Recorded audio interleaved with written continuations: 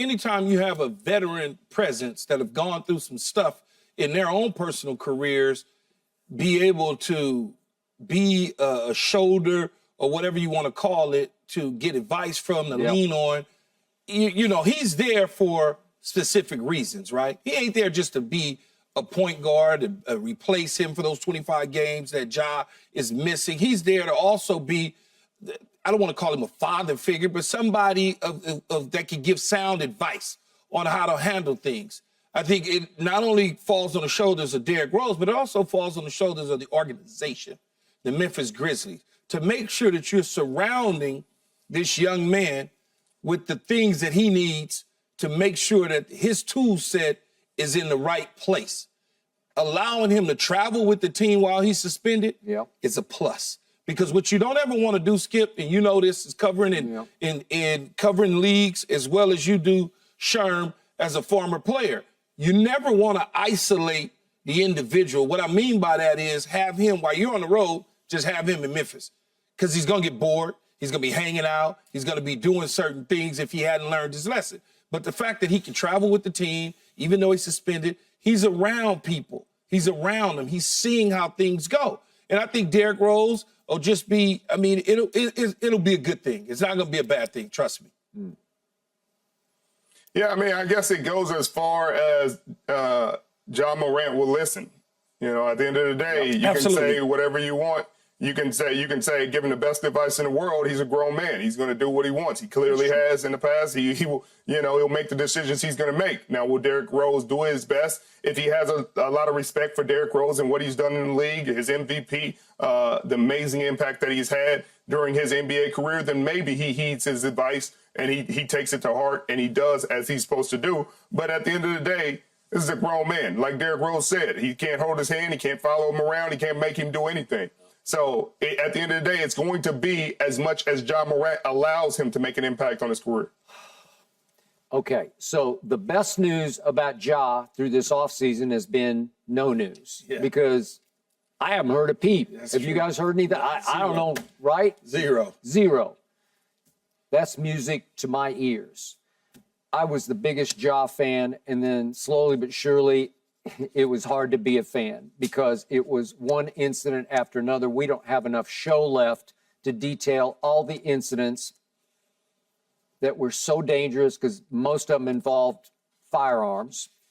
And just when I thought it was safe to love him again, then it happened again. And I'm like, what are you doing? And yet he seemed to prefer hanging out, as you say, partying with his old friend. These are old friends of his that he's had around for a long time. And you know how that feels. You sort of come up with guys and then you say, I'm sticking with them. I'm not going to be different. I'm not going to change. I'm going to stick with them. When you have changed because you obviously have millions and millions of dollars at stake. But more important to me, you have your NBA career and legacy and reputation at stake, and it is teetering. And then just when I thought it was okay to embrace Ja because we were all told he went to rehab in Florida. Do you remember this story? He went to rehab in Florida, and it seemed like he acknowledged publicly, I got a problem with alcohol. Great. I'm with you, man. We're all behind you. And then the sympathy kicked in for Ja. And it felt like he might have been at rehab for about 15 minutes because I know because I went through it with my family. It's at least a 3-month process. I think he was there for 12 minutes, maybe. In Florida. It was more counseling than it was rehab. And Skip, I don't think he ever admitted to having a substance abuse issue with alcohol at all. I think we assumed based on Instagrams and things. He did acknowledge it in one of the early statements. He probably acknowledged that he drinks, but he didn't. You know, he certainly he certainly had some off the court issues that needed to be tackled. Whatever it was that he was going through. Whatever it was, I can't blame his friends. I got to blame him and his immediate family. Those are the ones when you start pointing fingers, I have to blame them. I have to point the finger at his dad because his dad is acting as though as a friend and not as a damn dad. Now, maybe all that's changed now. Maybe because, like you said, we haven't heard anything. So maybe that's changed for the better. I still support the brother because that's who I am. I grew up in South Los Angeles. Richard grew up in Compton. We have friends that, didn't make it like us, but we're not going to leave them behind. We're going to try to do as much as we can to help them within reason. Was there a point when you had to cut it off a little bit, where you had to say, Well, when you get delusional, I'm not trying to impress you them. off. I'm not trying to impress them. I'll bring them along. We'll have fun, but I'm not carrying no pistol to try to impress the hood friends at home. Like, hey, look, I'm tough. That's just not how I vibe, because that's not gonna get me nowhere. That isn't what got him where he is. So that's why it's really odd what's been happening, because it just seems like a pointless thing to do. You know what I mean? Like, if I'm needing to carry something like that on me at all times, I'm in the wrong situations.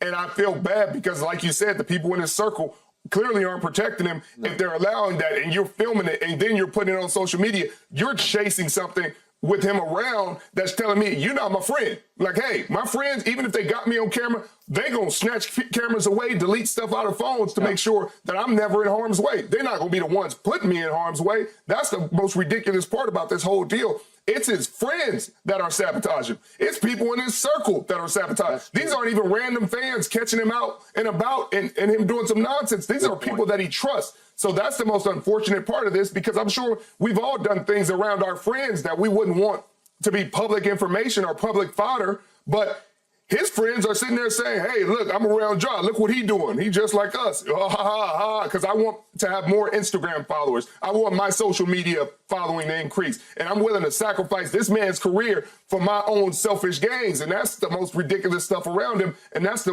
part I hope that Derrick Rose or anybody else imparts to him. Like, get people around you that are more selfish. Get them away from you immediately.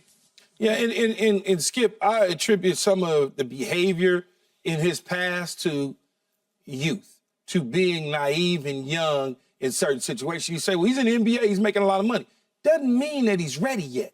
Doesn't mean that just because he's making a bunch of money, just because he's in the NBA, there are young, immature dudes in professional sports that are older. So I look at that and I say to myself, okay, now the organization has to wrap their arms around this young individual and guide him in the right direction.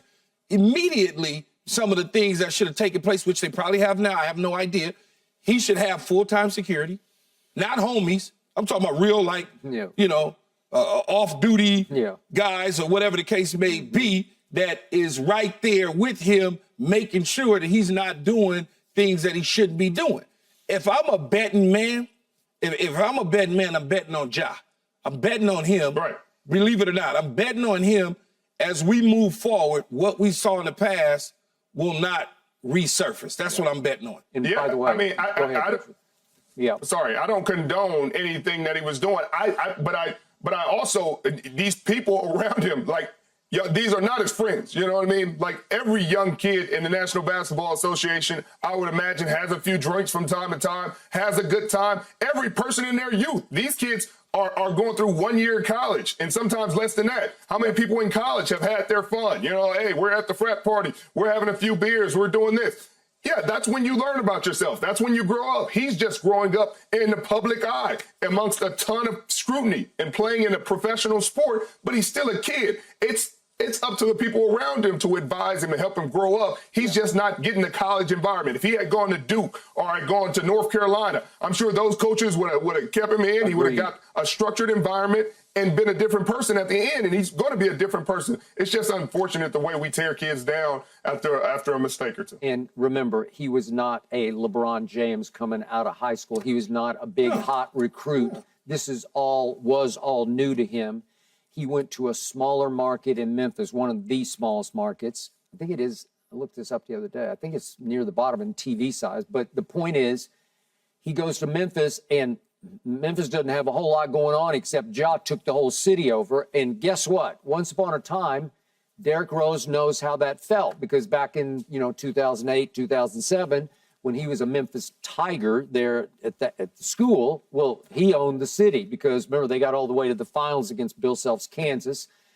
Couldn't pull it off down the stretch, but but he knows what it feels like, Derrick Rose does, to own that town. He knows what it feels like to go through off-the-court issues because Derrick's had his share of off the court. So he is, to me, the perfect, absolutely, whatever you want to call him, mentor, big brother. I don't know if he qualifies as a father figure just yet, not yet. But he's been through it all. Yeah. He has been there and done all of the above. And he knows the lay of the land in the Memphis area. Yeah. So again, I don't think that you're going to see this year and in the future what we saw last year with Ja. Derrick Rose is there again. I don't see it. I really honestly, Skip, and I know just like all of us, we were disappointed the first time, obviously even more disappointed the second time. We learned our lesson from it. I'm not ready to just jump off the Ja bus just yet because I think he's going to rebound to the point where we'll all look back and go, that was just his youth. I got it. I was just so disappointed at the height of all of his problems. Our man Lil Wayne asked me to reach out to John, connect them, because Wayne wanted to just sit down. He was ready to fly to Memphis and just sit and talk to the young man about what life is really all about. And I tried to get a hold of John, reached out to him, and I got nothing back because I think at that point he didn't want to hear any of this from anybody. Absolutely. Okay, and you know how that goes. So will he listen to Derrick? I don't know, but I hope so because I think Derrick has some wisdom to impart. Yeah, I think he will listen to him because I'm sure he knows why Derrick was brought there.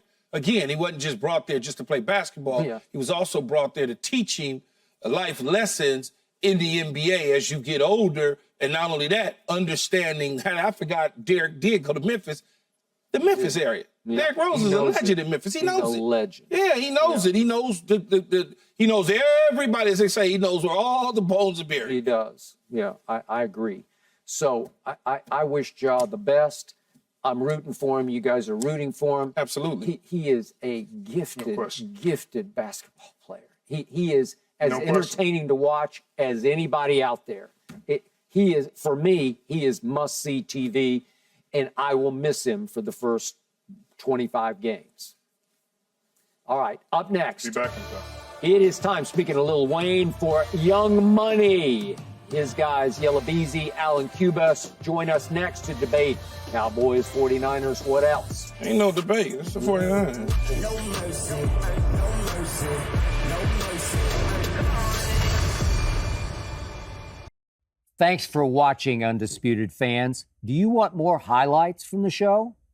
Make sure to click that subscribe button for all the exclusive content from Undisputed.